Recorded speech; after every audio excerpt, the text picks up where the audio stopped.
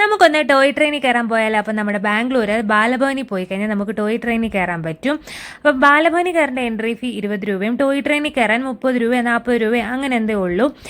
പക്ഷേ ഒരു കുഴപ്പം എന്താണെന്ന് വെച്ചാൽ ഭയങ്കര തിരക്കാണ്. ഞങ്ങളൊരു 1.5 മണിക്കൂർ ക്യൂ നിന്നിട്ടാണ് ഈ ടോയ് ട്രെയിനിലൊന്ന് കയറിയത്. കാരണം ഇപ്പം വെക്കേഷനും കൂടെ ആയതുകൊണ്ടായിരിക്കും ഇത്രയും തിരക്ക്. വീക്ക് ഡേയ്സിൽ വരുന്നതായിരിക്കും കുറച്ചുകൂടെ നല്ലത്. വീക്കെൻഡ്സിൽ ഇവിടെ ഭയങ്കര തിരക്കാണ്. പിന്നെ എത്രയും നേരത്തെ എത്തുമോ അത്രയും നേരത്തെ എത്താൻ ശ്രമിക്കണം. കാരണം ഇത് നേരം ഒരു 4:30-5 മണിയോടെ തന്നെ ഇത് ക്ലോസ് ചെയ്യും. അത്രയും സമയമുള്ളൂ ഈ ബാലഭവൻ.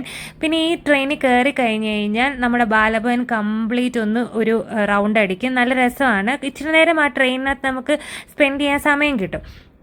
പിന്നെ ഇവിടെ നമ്മുടെ ടോയ് ട്രെയിൻ മാത്രമല്ല ഉള്ളത്, ബോട്ടിങ്ങിനുള്ള സൗകര്യമുണ്ട്. പക്ഷേ ബോട്ടിങ്ങിന് എനിക്ക് കയറാൻ പറ്റിയില്ല. കാരണം ഭയങ്കര ക്യൂ ആയിരുന്നു, ഭയങ്കര തിരക്ക് കാരണം ഞങ്ങൾക്ക് കയറാൻ പറ്റിയില്ല.